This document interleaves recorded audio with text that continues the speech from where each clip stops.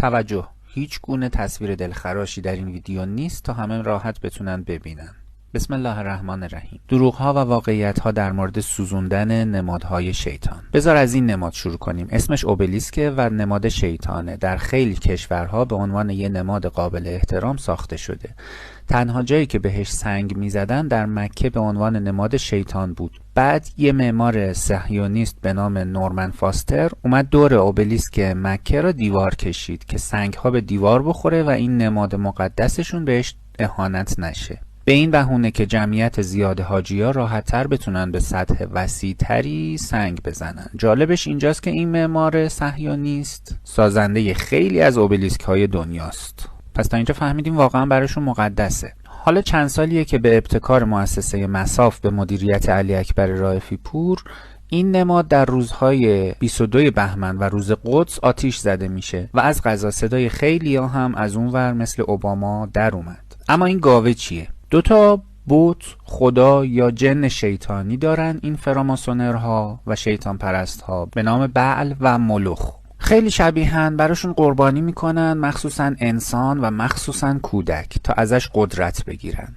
نمادش این گاوه است. جلوش قربانی ها رو زنده میسوزونن و بعد گوشت سوختش هم میخورن. کیا؟ فراماسونرها یا شیطان پرستها.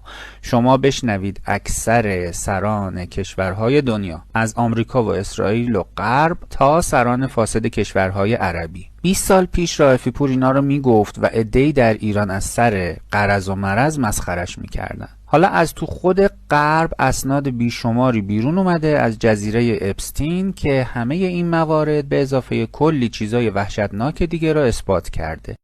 تجاوز به بچه‌های کوچیک، شکنجهشون، ریختن خونشون به شکل زجرکش کردن و نوشیدن تا آخرین قطره خونشون و قربانی کردن و سوزوندنشون برای بعل یا ملوخ توسط کیا؟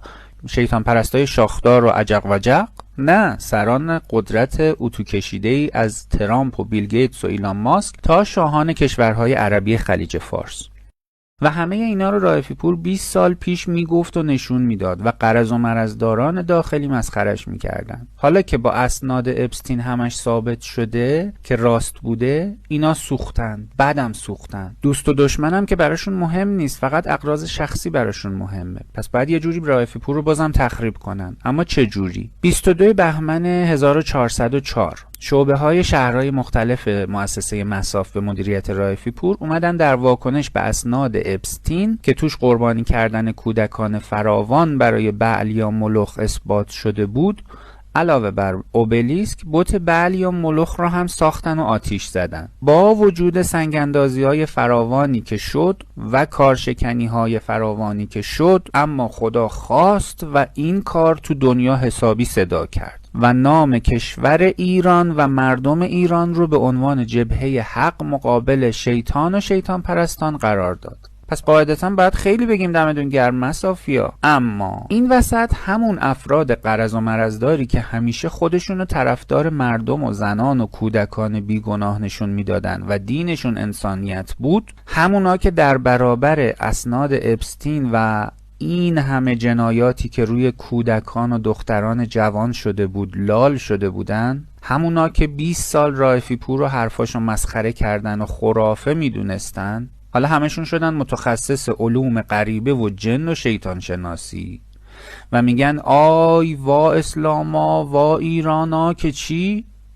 که این مراسم یه مراسم شیطانی بوده و سوزوندن بعل یه مراسم شیطان پرستیه و باعث آزاد شدن انرژی شیطانی بعل در ایران میشه. خب جوابش خیلی ساده است، ولی این افراد که نه ایران براشون مهمه، نه نام ایران که در دنیا به عنوان جبهه حق در برابر شیطان پرستان معروف میشه، چنان مثل همیشه با شانتاژ و عملیات روانی و رسانه‌ای دروغ تو بوق و کرنا میکنن که بعضی مردم ایران فکر میکنن اینا راست میگن و میترسن. اما جوابشون: یک، شما وقتی پرچم مثلا آمریکا رو آتیش میزنی آمریکا پرستی کردی یا باهاش اعلام دشمنی کردی؟ دو، وقتی اوبلیسک که نماد شیطانه رو میسوزونی شیطان پرستی کردی یا باهاش اعلام دشمنی کردی؟ اگه شیطان پرستیه و انرژی شیطانی در ایران آزاد میشه، چرا این همه سال نکرده؟ چرا این همه سال صدا ازتون در نیومد؟ چرا صدای همون شیطان پرستانی مثل اوباما که الان اسمشون تو پرونده اپستین هست در اومده؟ 3. این بعل یا ملوخ را شیطان پرستان هیچ وقت نمی سوزوندن چون توهین به مقدساتشون بود، بلکه جلوش آتیش روشن می کردن و بچه یا زن جوان، عمدتاً کودک، رو زنده می انداختن توش تا قربانی بشه به پای این بت یا خدا یا جن شیطانی. هیچ وقت خودش آتیش نمی زدن. 4. این بوته اونجا بوده همیشه، هر بار که نمی سوزوندن از نو بسازن، اصلا با عقل جور در میاد. 5. و دلیل آخر که دیگه هیچ حرفی توش نمیمونه اینه که این گوساله یا گاو همون گوساله سامریه که قرآن میگه حضرت موسی که 10 روز دیرتر برگشت پیش مردم، دید سامری یه گوساله طلایی ساخته و مردم بنی اسرائیل دارن میپرستنش. حضرت موسی عصبانی شد و گفت این گوساله رو میسوزونم، آتیش میزنم و خاکسترش رو تو دریا میریزم. و این تنبیهی بود برای اینکه نفس گوساله پرست خورد بشه. این همون دلیلیه که به بنی اسرائیل گفت برید گوساله قربانی کنید. گفتن چه گوساله‌ای؟ خدا گفت نپرسید چیزی که دهنتون صافتر بشه. گفتن نه بگو. گفت گوساله زرد.